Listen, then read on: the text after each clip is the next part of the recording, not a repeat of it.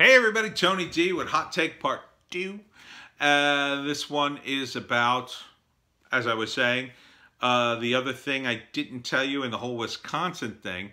I told you about Hans Christian Haig. His statue was torn down in, it was in the capital, Madison, Wisconsin.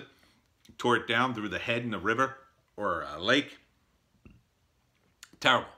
Absolutely terrible. Woke idiots and their woke idiocy. But it gets worse.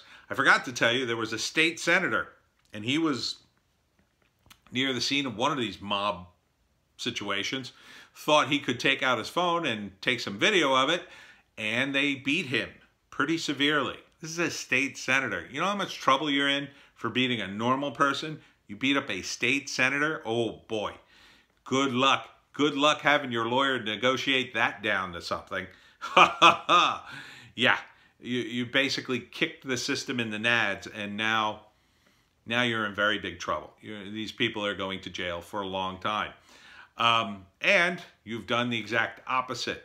You wanted to fight the system and break the system. Well, guess what? The system is now mad at you. And Trump's strategy has basically been to allow these Democratic mayors and governors to wallow in their own crapulence. And they have, and now their crapulence is coming to haunt them because Trump is standing firm and saying, well, you know, if you ask me for help, I'll help you. If you want to wallow away. I'll let your city burn. And he has. And Seattle's a mess. Seattle's an absolute mess. Even though the CHOP's going, the Chaz is gone, you got businesses suing the city, you got major corporations leaving, $1.5 billion corporation moving away. Seattle's in big trouble. Trump ain't going to save you. Not going to save you. You're on your own. You wanted to be on your own. This is democracy, said the mayor of Seattle. Get used to it. But, you know, in Wisconsin, I didn't think this governor had it in him, but now he's called out the National Guard, and now the cops are going to come in, and they're going to put a lid on things. And if you want to continue to play this game with the protesters, pretending like, oh, you're nice, peaceful protesters. Yeah, there's a few bad apples, but for the most part, you people are very peacefully tearing down public works. And, you know, even though they're abolitionists who have fought against slavery for their whole lives, and you're supposedly the Black Lives Matter movement. Yeah, Black lives apparently don't matter.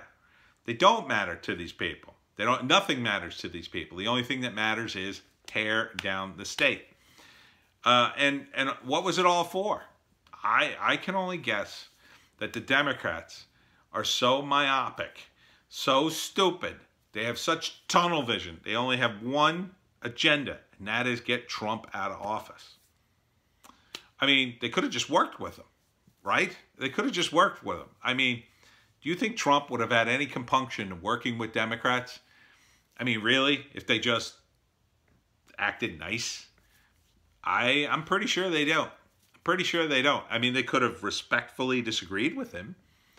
And maybe Trump would have made some snide comment about it. But, you know, at this point, you made an enemy out of him. An enemy. You drew a line in the sand and said, no more. Okay.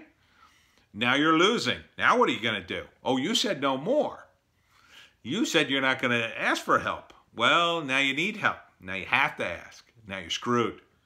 So, Governor Evers is finally going to get his state under control. How's it going to look for re-election? Everybody's going to be picking on him for it. You had to call in the National Guard. You couldn't get it together. You let these people run amok.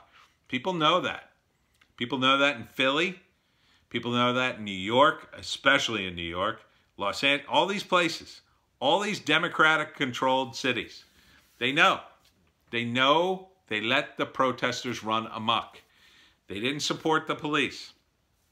Look, police, I am a big critic of the police, a huge critic.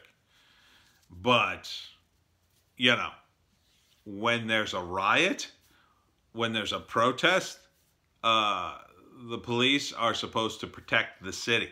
That's their job. And you guys are completely throwing them to the wolves. I mean, the guy in Atlanta, There's no way that guy's going to prison. No way.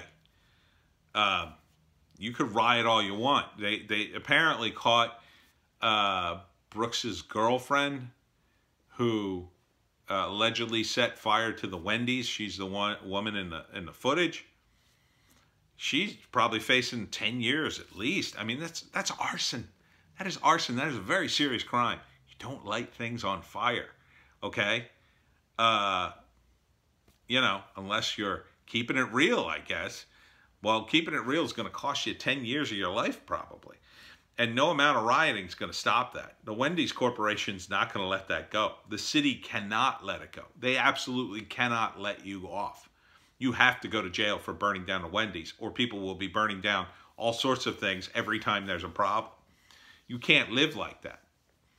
So Trump is winning. And all he had to do is just sit back and go, okay.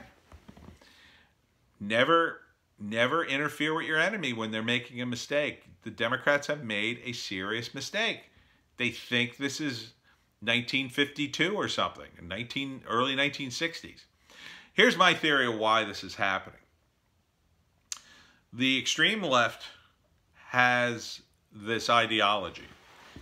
And part of it involves a bunch of tactics, but a lot of their actual ideology tells them that, you know, white people are racist. They're all racist. All you got to do is poke the bear just a little, and that racism will just come pouring out of them. Hasn't worked, right? That's not true, first off. It's not true. They've been poking and poking and poking. What have they got? What have they got? Trump didn't lower the hammer. He said, okay, I can clear this up in a minute if you want, but you want to let the city burn, that's on you. It's a gutsy move, and it's worked because you've got thousands and thousands of people now.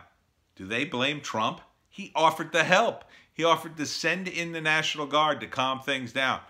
But your local officials said, oh, no, we're fine. We'll do it. We're going to create a new thing where we get rid of the cops and send social workers instead. Good luck with that. Good luck with that. When the drug gang come to the Capitol building and finally decide, well, this is the last place with money, you know, I hope your call goes through to Trump. I hope he's not too busy taking yet another victory lap. It's just unbelievable that you don't see this. It's unbelievable that you'll continue this pointless, fruitless strategy. And it is a terrible strategy on the Democrats. The strategy is we're going to keep poking these racists until they react. And then we'll show the world how racist our society truly is. It's not working. It's because our society is not racist on the whole. There are a few racist people. Yeah, a handful of people. You keep poking all you want, you're not going to get people to react as you expect. This isn't a cartoon. This isn't your ideology. This is real life. People are not on the verge of killing each other over race. That's in your head because you're racist.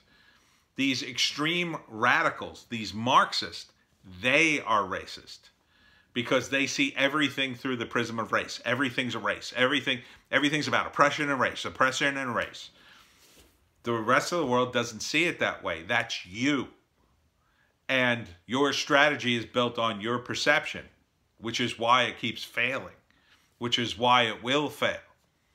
You'll destroy a bunch of stuff in the process, but it's just stuff. You know, halfway into Trump's second term, he'll rebuild it all. I'm sure he'll pass some law, borrow a bunch of money, and appoint some sort of commission to rebuild every single statue you tore down. Every single one. He already put back a Confederate statue. The statues have to go back up. That's not how you get rid of a statue in a public place. You pass a legislation that says, well, we've decided to move this into a museum or whatever, and we're going to replace it with this. That's the way you do things, legally. You don't form a mob and tear it down. That's illegal. It's incredibly illegal. And it may take a few years, but it's going to catch up to you. And you're all on videotape proudly tearing down the statues. So good luck. Good luck when you're in the courtroom trying to explain, well, see, racism? And you'll probably be in front of a black female judge who will look at you like, what are you talking about? What racism? The statue was of an abolitionist and you tore it down and threw the head in the lake. You get 10 years. You're going to jail for 10 years. Maybe you'll think about what you did. No, racism, racism. You know, and the sad thing is, well, the pathetic thing is most of this mob are they're college white kids. They're kids who, they don't live in these neighborhoods. They do all this damage and then they go back to the suburbs and they laugh and they think they've done something wonderful. They're in big trouble. They're going to prison. I know. It doesn't look that way now, but trust me, it's going to happen.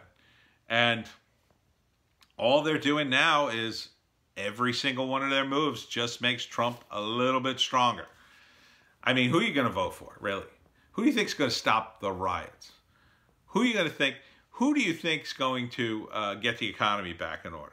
I mean, Biden? Seriously? The guy just had a live stream. He said 120 million people suffer from the beer virus. And they had to cut the stream because, well, he had another brain fart, and it's not 120 million people. 120 million people did not die of the beer virus. And I think he was in the middle of correcting himself when his live stream just died. Probably some of his cohorts were like, oh, God, he's losing it again. Cut him, just cut him. But we saw it. It's the internet. Now, maybe the mainstream people who watch regular news didn't say it, but they are becoming very tired of this show. This show of endless rioting and fear-mongering and, well, you know, if you're in Black Lives Matter, you can protest and you'll never get the beer virus, but, you know, if you want to protest about your business, you're some sort of awful person who wants to kill grandma. It just doesn't work. And the left will eat each other. In the end, I predict that Antifa and BLM will attack each other. BLM will blame Antifa for its, I don't know, its misfortunes. Antifa will turn around and say, BLM's the problem. We got to take them down. It's going to get ugly. Meanwhile, a lot of you will just go to jail for the stuff you've done. So take heart. I know it looks bad now, but these statue knocker-over guys, the clock is ticking. The clock is ticking. And at some point, they're going to really regret their actions. They're all on video. I mean, you can look them up on the internet at any time. It's really kind of sad. Yeah. Oh, well. See you next time.